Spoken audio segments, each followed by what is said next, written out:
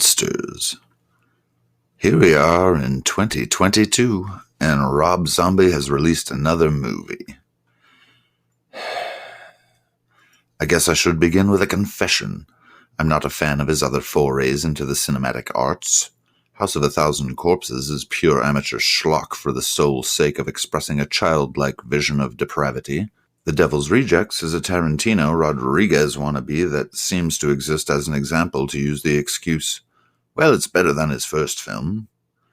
His Halloween reboots are a convoluted mess of pacing, plot, and character development, or rather a lack thereof in all areas, and whose redeeming and defining qualities are simply to make me love the original John Carpenter film that much more. His main focal point for any of these ventures has seemed to be packing as much mundane, inhumane, low-rent gore into a film as possible. There's nothing wrong with that, but when the other elements of a film are below par, even the attention-grabbing spectacle becomes tiresome rather quickly.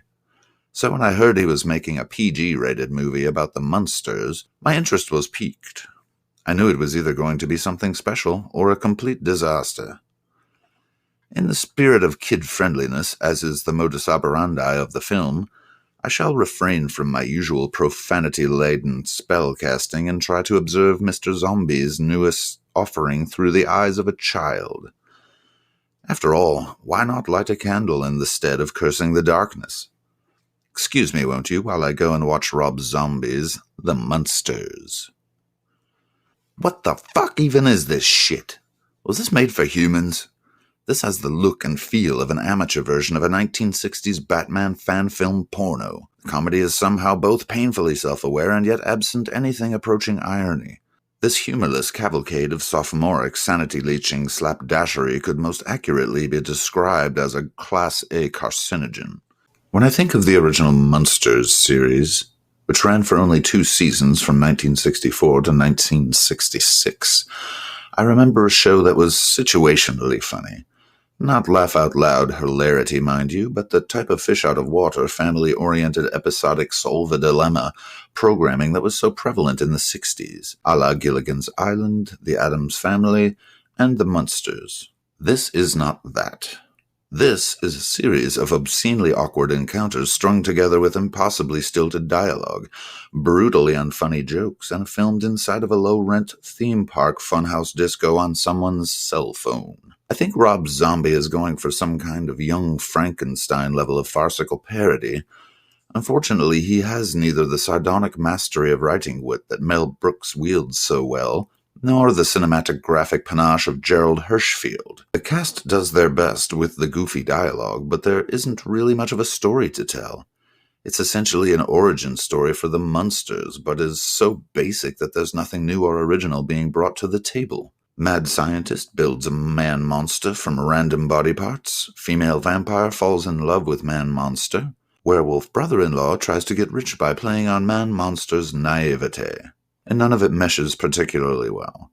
The film is so unself-aware that there comes a point where Herman and Lily visit France, and the local denizens freak out at the sight of a giant green monster. This could be mildly amusing if not for the fact that Herman and Lily have spent the last 5 minutes touring Paris and buying traditional French clothing, so these restaurant diners would not have been the first to react in horror at Herman's monstrous appearance. Call it nitpicking if you wish, but it typifies a major problem with the film. It doesn't establish any in-universe rules whatsoever. Every encounter, plot beat, and character interaction exists for only one reason: to service the jokes, or rather gags, since many have no actual humor-based payoff, and the ones that do are embarrassingly lame. The kind of gags that children, for whom this cartoonishly inoffensive softball comedy seems to be aimed at, won't understand, and that any adult with even the most meager sense of humor will roll their eyes into the back of their throats cringing at.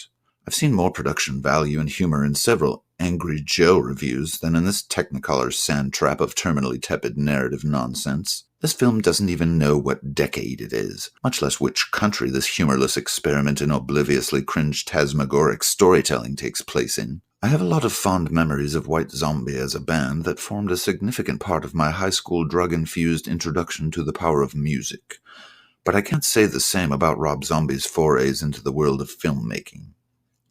I would generously define his efforts as amateurish and his subject matter consistently culturally exploitative. I have no doubt that he is simply making films that he'd like to watch himself, and obviously there's some amount of interest in seeing him fulfill his creative fantasies. But I'd be very hard-pressed to see any valid contributions to the art or culture of cinema in any of his endeavors thus far. I'm definitely losing minutes of my life watching this for the sole purpose of writing this review, and I'm a pack-a-day smoker, so these minutes are precious.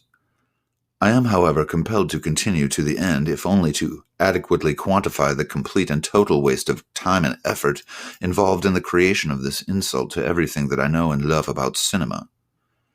It would be generous to call this a travesty. I beseech you, dear viewer, to avoid, like the Black Plague, this film at all costs. You would be better served by having a habanero enema with a tarantula poison chaser.